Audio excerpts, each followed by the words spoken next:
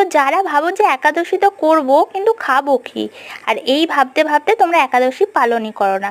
তো আজকে আমি তোমাদের সাথে সাবুর পোলাওয়ের রেসিপি শেয়ার করবো, যেটা কিনা একদমই বানানো সহজ আর খেতেও টেস্টি, যেটা তোমরা একাদশীতে খেতে পারো।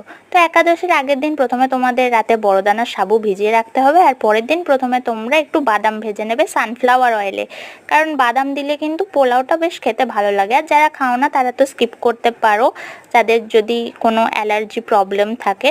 দেন বাদামটা একটা জায়গায় তুলে নিয়ে ওই তেলেই আরেকটু তেল দিয়ে একটু ফোড়ন দিয়ে নেবে, আর এখানে আমি ফোড়নের মধ্যে দিয়েছি শুকনো লঙ্কা, তেজপাতা আর জিরে।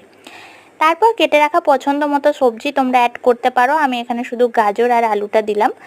তারপর তোমরা দিয়ে নেবে একটু লবণ, না না না নর্মাল লবণ না, সিন্দুক লবণ।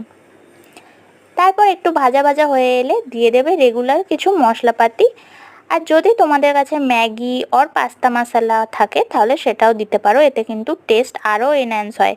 আমি এখানে ইউজ করলাম সানরাইজের পাস্তা মশলা। তো তারপর হোল নাইট ভিজিয়ে রাখা সাবুটা আর ভেজে রাখা যে বাদামটা ছিল সেটা আর কিছুটা লবণ দিয়ে সব কিছু ভালোভাবে মিক্স করে নিলেই কিন্তু রেডি হয়ে যাবে টেস্টি টেস্টি সাবুর পোলাও।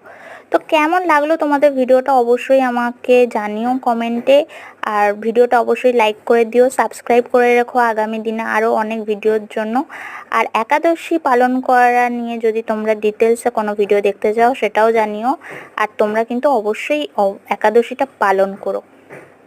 আর সাবুর পোলাও বানিয়েও কিন্তু আমার কাছে কিছুটা সাবু বেঁচে গেছিলো, যেটা দিয়ে আমি সাবুর পকোড়া বানিয়েছি। তো সাবুর পকোড়ার রেসিপি যদি তোমাদের লাগে তাহলে আমাকে কমেন্ট করো, আমি অবশ্যই একটা ভিডিওতে শেয়ার করব।